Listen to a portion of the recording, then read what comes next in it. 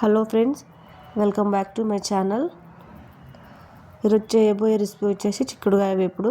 దానికోసం ఆల్రెడీ వాటర్లో ఉడకబెట్టుకొని చిక్కుడుకాయని పక్కన పెట్టుకోవాలి. తర్వాత స్టవ్ పైన కడాయి పెట్టుకొని హీట్ అయిన తర్వాత ఆయిల్ వేసుకోవాలి.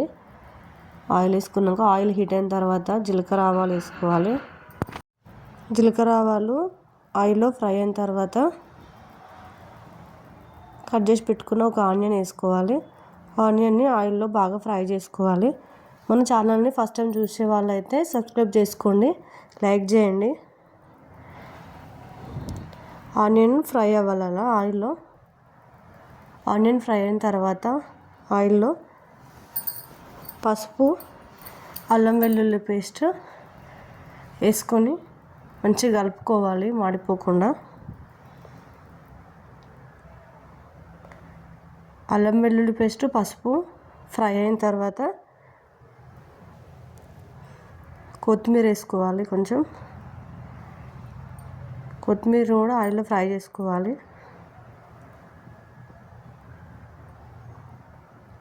కొత్తిమీర ఆయిల్లో ఫ్రై అయిన తర్వాత కరివేపాకు వేసుకోవాలి. కొంచెం కరివేపాకు, కొత్తిమీర ఆయిల్లో మంచిగా ఫ్రై చేసుకోవాలి.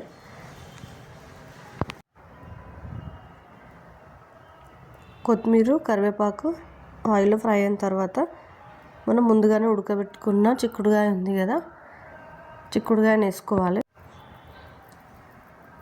చిక్కుడుకాయని వేసుకొని మంచిగా కలుపుకోవాలి ఆయిల్లో.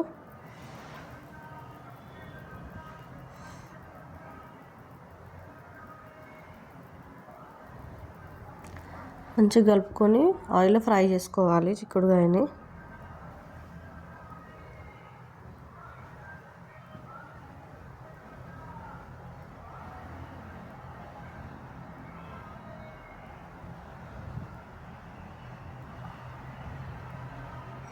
ఇలా మంచిగా ఫ్రై చేసుకోవాలి.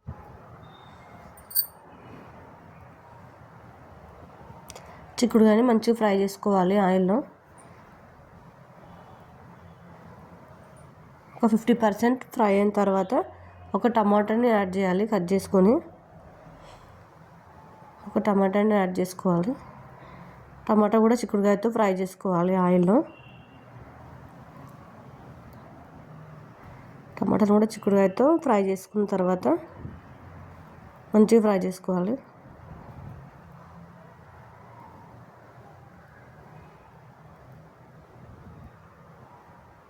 ఇలా ఫ్రై అయిన తర్వాత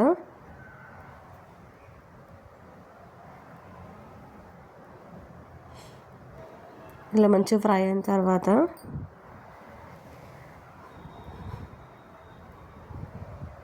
కారం యాడ్ చేసుకోవాలి. మీరు ప్యాకెట్ అయితే మీకు తెలిసినంత వేసుకోండి, సరిపడంత. మాది పట్టించింది కాబట్టి 2 స్పూన్స్ యాడ్ చేసిన నేను. దానికి తగినంత సాల్ట్ కూడా యాడ్ చేసుకోవాలి. తగినంత సాల్ట్ యాడ్ చేసుకొని బాగా కలుపుకోవాలి. చిక్కుడుకాయని మాడిపోకుండా స్లిమ్లో పెట్టాలి. ఇప్పుడు లో ఫ్లేమ్లో పెట్టి మంచిగా కలుపుకొని ఫ్రై చేసుకోవాలి. ఇలా ఫ్రై అయిన తర్వాత లాస్ట్లో కొంచెం కొత్తిమీర వేసుకోవాలి.